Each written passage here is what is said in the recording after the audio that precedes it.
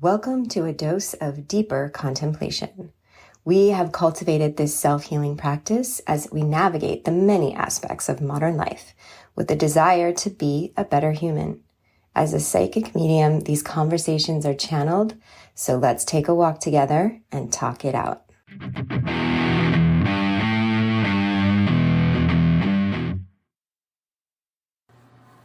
We're standing in the kitchen, eating cereal out of a box, just dry, in a handfuls.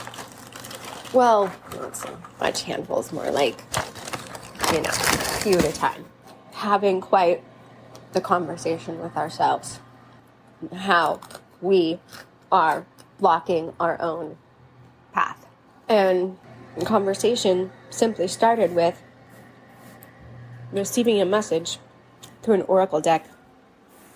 My friend pulled a card for us as I was sharing with her being deep into shadow and being thrust into this shadow work unexpectedly. Not that you ever really see it coming, but it manifested as part of our journey with having COVID for the first time 2 years later. It was a good run. And it's just interesting to even really call that, because it's just been a couple days of a little flu. And, but the difference is that the flu never felt so emotionally painful, specifically. There's not been an illness that we've had that has also been quite the fucking depth into depression. And as we are working with this experience, it's come up, and facing it, having to really face it. There's no leaving. There's a quarantine, right? So we have had to just be so with our fucking self and our thoughts and everything in this space and our things and our stuff and ourselves and our body, and just, outside of some phone conversations, like no contact. And so there's not been distractions. And so it's been very focused in this experience that's coming forward with having this depression.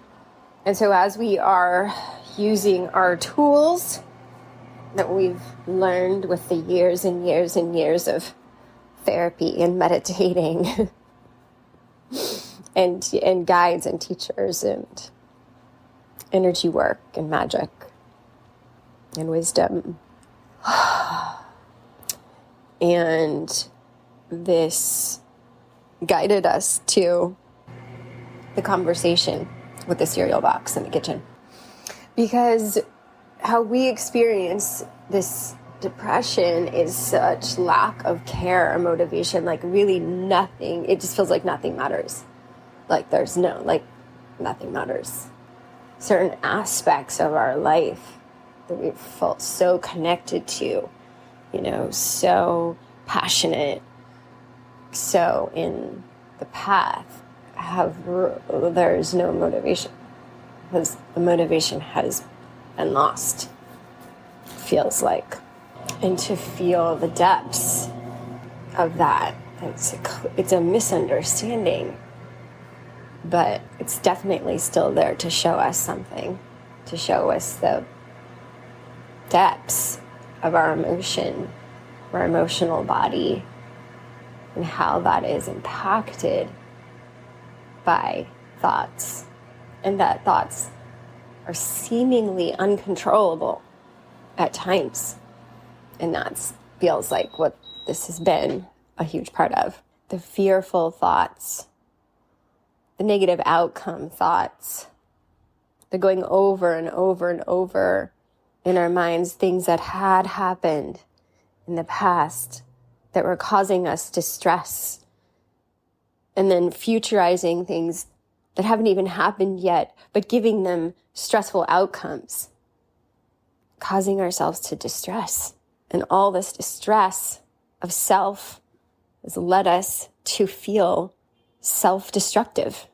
We're deconstructing ourselves with fear, fearful thoughts of things not mattering, thoughts that we don't matter, thoughts of hopelessness. They're all tied in together. It's all one emotional cocktail. And it feels destructive to who we are. And it's self-inflicted. And why is that part of our experience here? Why is this part of the journey that we can be so self-destructive? Do we really have to go through this much pain to come out and understand who we really are? I mean, fuck. What the conversation led to in the kitchen was starting with a question out loud. And that question is, why do the things that we were once working so hard for and brings us joy on a certain level, but not as much as it used to, why do those things now just feel so annoying? And because we said this out loud and just expressed it, the answer came right through. And it's because you won't do it anymore. We have another thing. We have this other thing that we're here to do now. This other dream that's evolved from this dream. And now we're evolving and we want to move on into the next dream. The one that does light us up. The one that does bring forward that passionate energy. The whole vision of that life, of what's next. That's why the message on the card was essentially, make your wish. What do you desire? Know that it is supported by energetic forces, by energetic beings, because it also wants to come through you. It wants to come through, and you're blocking it. We block it with our fear.